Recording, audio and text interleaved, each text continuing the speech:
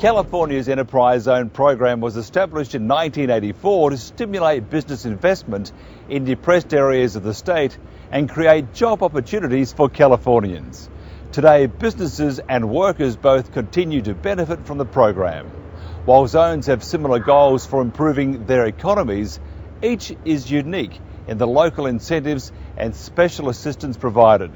Craig Johnson is president of the Association of California Enterprise Zones and a manager with the City of Long Beach. And Craig, great to see you. Thank you. Very nice to see you too. Craig, tell us about the association and its aims. Well, the California Association of Enterprise Zones represents 42 enterprise zones throughout the state of California. And I'm privileged to have been voted the president of the association for this coming year. And the aims of the association are to promote the Enterprise Zone program throughout the state and to carry the message of economic growth and vitality to the state legislature. So what about the Enterprise Zones program and how it works? Well, it's really a very simple program, and I feel really privileged to represent the program here in Long Beach because almost every business in the City of Long Beach is in the Enterprise Zone. The City of Long Beach Enterprise Zone encompasses about 70% of the city. Almost every business that's in a commercial, industrial, or retail area is in the Enterprise Zone, and they can take advantage of it by just simply being in the zone. And there's only one bit of the program that requires any kind of government paperwork, a couple of forms. You send it to my office, and you're able to take advantage of one of the most important tax credits that's available in the state of California. Outline some of the major benefits and success stories. Well, again, the benefits, it is a tax credit program. And so by taking advantage of tax credits, that's money that a business is able to keep to grow their business as opposed to sending it to the Franchise Tax Board in Sacramento. One success story I'd like to highlight is Red Barn Pet Products. They're a locally homegrown business here in Long Beach, started with two men with a dream about creating pet products, and they now are a company of over 150 employees. And their success, they have told us, that is due to this program and being able to take advantage of the tax credits available in this program. They have grown that now to where they thought of perhaps outgrowing Long Beach. This program has kept them in Long Beach. They hire Long Beach residents. They are a great business for Long Beach and for the community. And how do businesses find out about these incentives? Well, it's very easy. If they're get on the internet at www.longbeach.gov, and in the search box you enter Enterprise Zone, you click on the first link that comes up, and you come to my webpage. And all the information you need to know about the program is there. Craig, thanks very much. Thank you.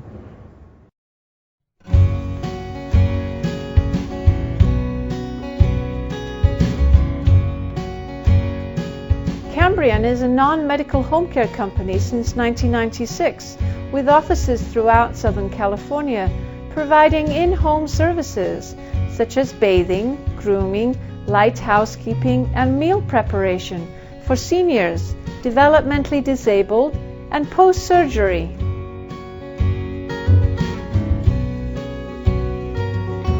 Our caregivers are our employees. In the event of injury, the homeowner's insurance is not liable and no need to worry about payroll taxes. We take care of all of it. We work with many cultures and have a high percentage of Spanish speakers. Our caregivers are local and have completed a very unique training program. Our experience and dedication makes us the right choice. Call us 877-390-4300 anytime.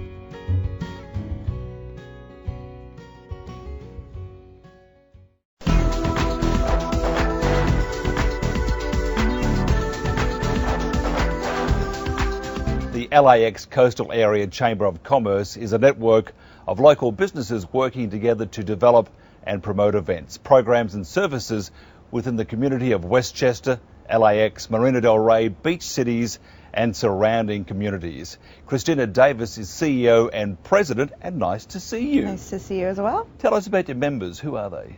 Oh, we have so many members. I'd say over 50% is small business. However, with LAX being the economic engine it is, they of course are our member as well, and that encompasses also all the hotels on Century Boulevard, Loyola Marymount University, a premier institution, and Otis College of Art and Design are also members of the Chamber. We serve the marina area as well, and so we have a lot of the tourism, the hornblower, different nautical industries. So we have quite a wide variety from tourism to small business to big business in our Chamber service area. At each area though, I mean LAX for example, around the airport, and you've got Marina del Rey and different areas, they have their own issues, don't they? Absolutely. You know, Westchester is a small bedroom community that was established after World War II. It is primarily a retail along Sepulveda Boulevard, which is the gateway to LA is what they call it. They've just established a BID, a business improvement district, and they're dealing with issues trying to do beautification projects and make it really a showcase for when people enter the airport and see the gateway to Los Angeles, LAX, as a destination and desirable place. The marina deals with a lot more of the tourism and hospitality issues with the restaurateurs and the entertainment and the tourism traffic. That being said, Century Boulevard has also formed a business improvement district, and they have seen a tremendous revitalization, and the stays at the hotel have increased, but they still receive a lot of the business from the airport, the local airlines. LAX is a strong economic engine for our area, for the marina as well as Westchester. What's the some of the issues that really stand out for all of your members? Well, right now with the economy being what it is, I think that's primary across the board, whether it's the tourism industry, small business. The economy is really driving a lot of what's going on right now. It's scary times, and I think that what we're looking at and what we're seeing for the big hotels as well as the mom and pop industries is that they're having to make some sacrifices and some cuts and deciding how to make their dollar stretch a little bit farther. So right now I think that is primarily what people are worried about, making their dollar go as far as they possibly can so they can continue to operate their business and stay operational. Restaurants are taking a hit too. I mean, people just aren't going out, and when they do go out, it's just on the weekends. Yeah, we've seen that too, and you know, it's funny.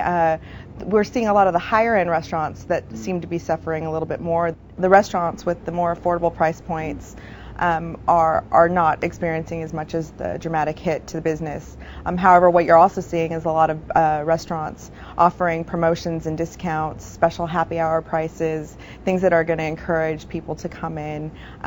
Everyone's thinking of doing business a little bit differently, and they have to make sure themselves affordable. And where they were getting a lot of traffic before, they're having to work a lot harder to get that traffic in. Tourism's down a little bit, so that market's going down. Let's talk about LAX Coastal, the Chamber. What do you actually offer your members? How can you help their business?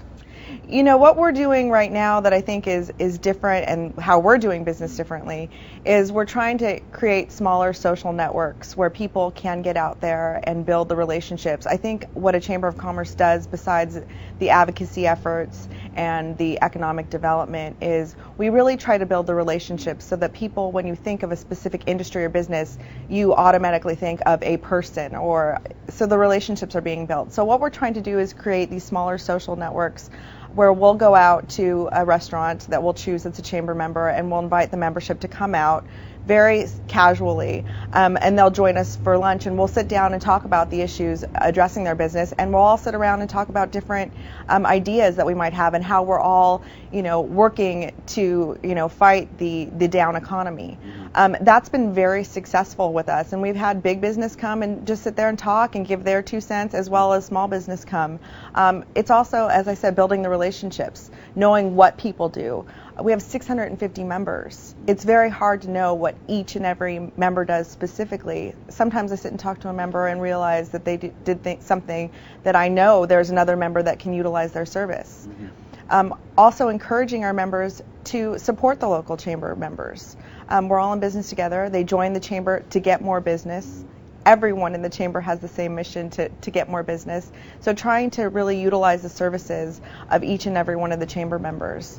And networking is very important for any business. Some of the events we can look forward to, what are they? Well, we put on a lot of events during the year. We actually just finished one the other day, which was called the City of Angels Awards, where we celebrated the 25th anniversary of the Los Angeles Olympics. We honored Rayford Johnson, who was a gold medalist in decathlon. He also was the one to run the torch up and light the flame for the Olympics. We also honored Peter Vidmer, who's a gold medalist in gymnastics, as well as Anita de France, who serves on the U.S. Olympic Committee as the representative for the United States. They were all instrumental in the '84 Olympics.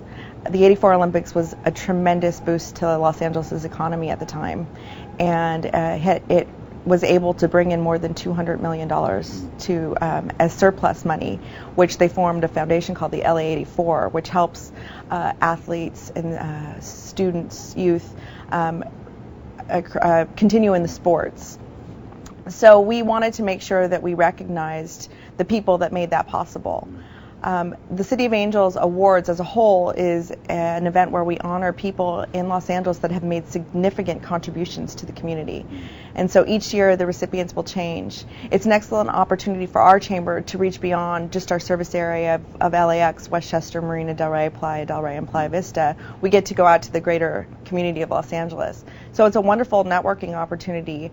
We actually had at that particular event the other night about 10 gold medalists from the Olympics, from 1936 to present day. So it was nice to do that networking as well with people outside of the chamber service area. I think each chamber sort of gets trapped by their geographic footprint when really the consumer is much broader. So it's nice for us to be able to offer that opportunity to our members. If somebody wants to become a member or to know more about the chamber? Well, you can go to www.laxcoastal.com. But we are available, like I said, it's from small business to big business. We offer networking opportunities on a weekly and monthly basis, special events. We also put on community events so that the businesses can get out into the community and meet the constituents or the patrons of their businesses. We're always available to answer any questions that anyone might have about the benefits of chamber membership. As I said before, it's about relationship building. And so if you make an investment in the chamber, you've really got to make an investment in getting out there and getting your name, your business name attached with a face. And that's really, I think, the main objective when you join a chamber is to network with the other businesses in the chamber and get your name out there and put a personal touch to it. So we're welcome to have anyone join the chamber. We love more members. That's what we do. Christina, thank you very much. Thank you very much. Dale Willerton is founder and CEO of The Lease Coach, a professional speaker and author. Dale is recognised as a leading authority in leasing for tenants and has trained a network of franchisees dedicated to working with tenants throughout Canada and the United States. And Dale, nice to see you. My pleasure. Tell us about The Lease Coach. Prior to 1993, I used to work for landlords. I was a shopping center manager, commercial leasing agent, and in 1993 I realized it wasn't landlords that needed my help, it was tenants. And so I switched to the other side, and I wrote a book, started giving seminars, and I became the Lease Coach. And it's been fantastic ever since. Can the Lease Coach help very small businesses? Absolutely. In fact, it's usually the small business owner that needs the most help because they have the least amount of experience and they don't have access to resources, lawyers and accountants and people that can help them. So absolutely. What about small businesses negotiating their first lease? A typical small business owner will approach their first lease agreement incorrectly. And so by helping them through the process, which is what it is, we can do two things for them. We can save them money, but we can prevent them from making some of the typical mistakes that will catch up with them 2 or 3 years later. What are some of the problems then that businesses face with new leases? When a tenant is about to sign a new lease agreement, they will often make the mistake of not creating competition for their tenancy. It's very important to pick the right location. For example, when the Lease Coach does site selection for a tenant, we are not looking for the cheapest location. We're looking for the location that will help the small business owner have the biggest profit and the biggest amount of revenue. So it's not about finding the cheapest location. Once you've found a good location, then you have to create competition. You have to make one landlord negotiate against another landlord for your tenancy. That's what will drive the rental rate down and the inducements and the incentives up. Give us some leasing do's and don'ts that are particularly relevant. It's very important for the tenant to start the process early. You must start early, often 6-9 months in advance for a new lease agreement. You should not or do not let a single real estate agent show you another real estate agent's listing, because that creates commission splitting and you become less valuable. Let's say that there's a plaza with one vacancy left and you want that vacancy. You want to lease that space. Well, the listing agent wants to find his own tenant to go in there so he can earn the entire commission. Okay, so that's a big mistake by letting one real estate agent show you around. What about the do's? Give us some do's. Some do's for a business owner about to sign a new lease agreement. It's very important, as I said, to pick more than one location. Even if you fall in love with a certain location, pick a second and a third choice so that you can create competition for your tenancy. That landlord doesn't know that you've fallen in love with his location. And by having other landlords and other leasing agents bidding for your tenancy, it will work out much better for you. A really important do that tenants don't think about is you must negotiate to win. Too often, tenants are just trying not to lose their shirt. They're just trying to keep their head above water. They're not even trying to win the lease negotiations. And when I say win, I mean free rent, tenant allowances, minimizing the personal guarantee, things like that. So it's really important to do those things. And if somebody wants to find out more, how do they do that? Well, by visiting theleasecoach.com, they can go to our website, set up a preliminary no obligation appointment to talk about it. So often, business owners, they know their industry or they know the business that they're getting into, but they rely too heavily on a real estate agent to guide them through the process. And the truth is that real estate agent is probably receiving a commission from the landlord. From the landlord's perspective, the real estate agent is working for him. You see, if the rent is higher, the real estate agent gets a higher commission. So you don't want to let the landlord's real estate agent lead you through the process. You're better off coming to the Lease Coach and talking to us about our services and how we work with all types of business owners. Dale, thank you very much. My pleasure. Thank you.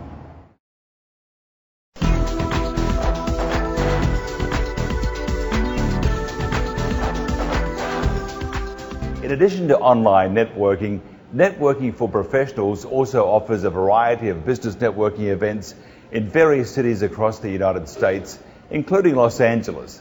Luttrell Toller is a host of the organization's signature event, Shakers and Stirrers, in Los Angeles. And Luttrell, nice to see you. Nice to be here. Thank you for having me. So tell us about Shakers and Stirrers. Well, Shakers and Stirrers is a monthly event that takes place at a venue in West Los Angeles. So I'm responsible for hosting the monthly events.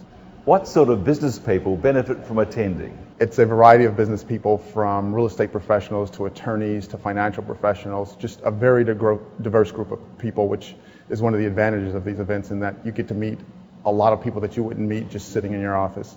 And what about numbers? How many attend these events? Typically anywhere between 30 and 50, and we're working on increasing that number as we move forward.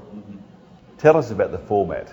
Unlike the speed networking events, these are simply held at a restaurant or bar, and people have the opportunity to mingle. They're usually drink specials, appetizer specials, and they just make their way around the venue and talk to as many people as they can. Let's talk about the advantages. Why should people attend? It's a great question. I think in these challenging recessionary times, it's important to meet as many people as you possibly can, to make as many contacts as you possibly can, because even though we're having some tough times, we're going to eventually come out of those, and you need to have a good network of people.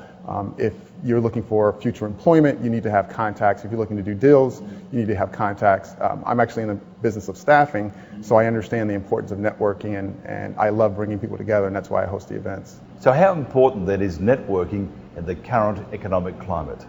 Oh, it's critical for business these days. If you're looking for capital, if you're looking for customers, if you're looking to promote your service, it's important to get out of your office. I think there's an over-reliance on the internet these days. I think people need to see you. People want to know who they're doing business with, put a name with the face, put a card with the face, and it's very important to get that out now, especially these times. If somebody wants to find out more, how do they do that? They can just go to the website at networkingforprofessionals.com, Google networkingforprofessionals.com, and all the information is there. Luttrell, thank you very much. Thank you for having me.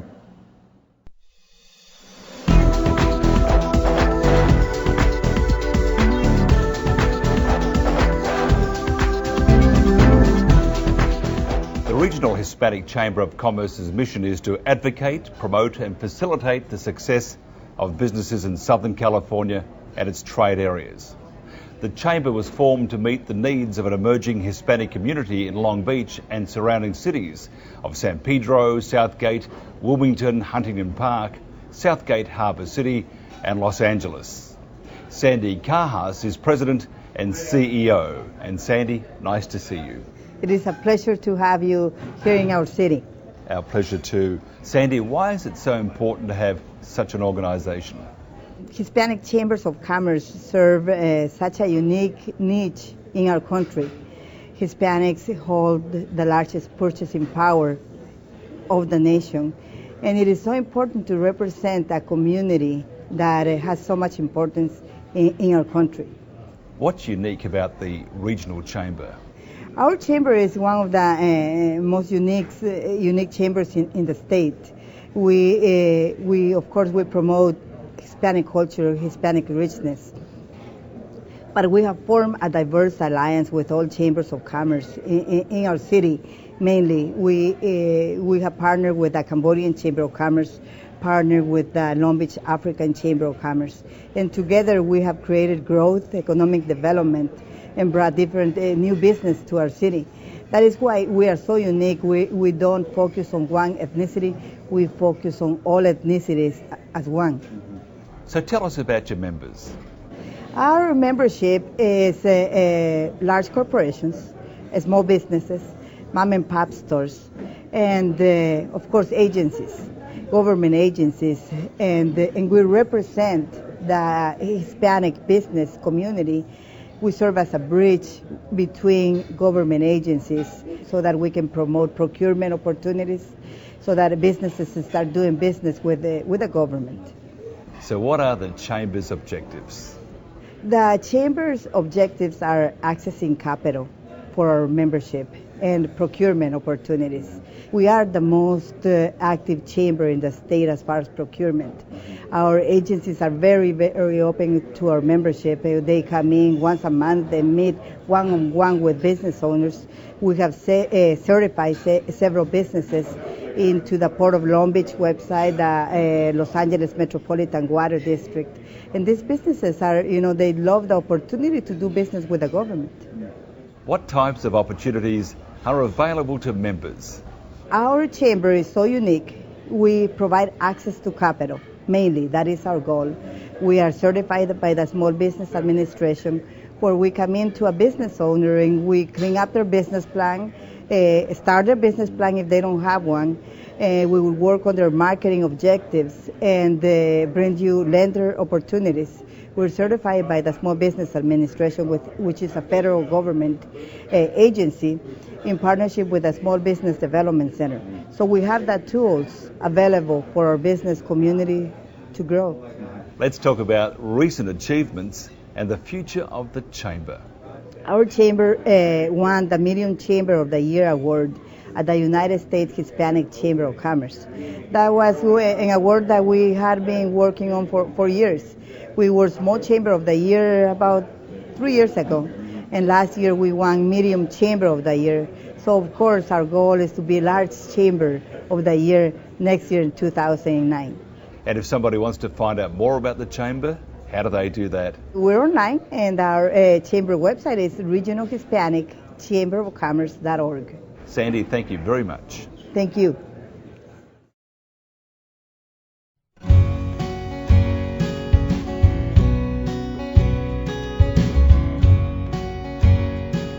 Cambrian is a non-medical home care company since 1996, with offices throughout Southern California, providing in-home services such as bathing, grooming, light housekeeping, and meal preparation for seniors, developmentally disabled, and post-surgery.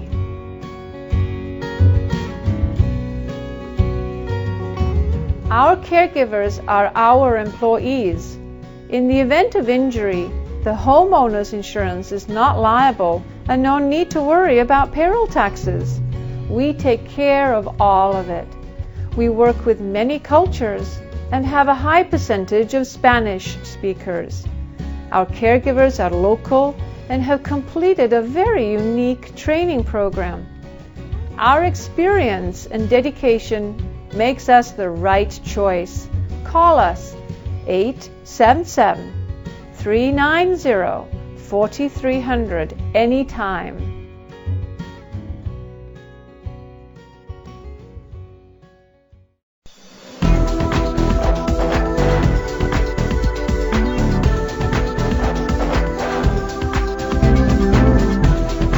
Baja Cantina restaurant is an authentic tropical Mexican restaurant which has been a local favourite in Venice for over 33 years. Just 2 blocks from the famous Venice beach, the Cantina offers great atmosphere, fantastic staff, wonderful food and even better margaritas. And Big Mike is the manager of Baja Cantina. Mike, great to see you. Good to see you. What's the best thing about Baja Cantina? The margaritas probably are the best thing about Baja. Most people come here and that's all they drink is margaritas. No matter what they drink at home, they drink margaritas here and they love it. The patio, the girls during the summer, those are all great things about the Baja. And your food is great too. I mean, just you've got a whole range of quality food. Awesome. Great steaks, but primarily Mexican food. Oaxacan. From the Oaxacan area of Mexico. That's what we specialize in. And authentic. Authentic. All the guys are from Oaxaca. Including you? Yeah, by way of Ireland. There's a lot of restaurants in this area, but what's the secret of your success? 33 years we've been here. We're probably the only one in the neighborhood that's been here longer than 10 years. They come and go. We do what we do well. The product is a good product. People are happy. They come back. The employees here are great. That's one of the things that keeps people coming back. So what does Baja have that other Mexican restaurants don't? Well, location is a big thing for us. You know, we have a great spot here. We're a block from the beach, and everybody, when they're done with the beach, they immediately come here for margaritas. It's just a natural progression in a day for anybody that goes to the beach down in Venice. So tell us about your customers. Are they locals or visitors or a mixture of both? Well, we get a lot of repeat customers. So this area, we have a lot of tourism here, a lot of people, business trips coming from New York, all over the country. They come here once. Every time they come back to the area, they come back to this restaurant. We make them feel like they're at home. People come here and they meet people and they become friends. It's a real natural thing. It's a neighborhood watering hole. I know you might have to kill me, but tell us the secret of your margaritas. Tequila. Tequila is the key to a good margarita. Good tequila, a little bit of triple sec, and a little bit of sweet and sour to even it out a little bit. Perfect. And you have varying sizes here too? We have a 26 margarita. We sell pitchers of margaritas. Our standard 12 ounces, as strong a drink as you get anywhere in the neighborhood. Big Mike, tell us about Venice Beach and Marina del Rey. Well, I've been here 25 years, and Venice has never looked the same on 2 days in a row.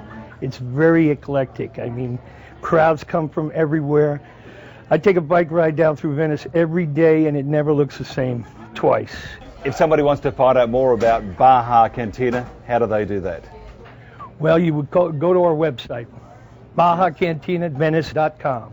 And the phone number? 310-821-BAJA. And finally, Big Mike, in a word, how would you describe, one word only, how would you describe Baja Cantina? Fun. Fun. It's a fun place? Correct. You're a fun person? I like to think so. Big Mike, thank you very much. God bless you. Thank you. Thank you.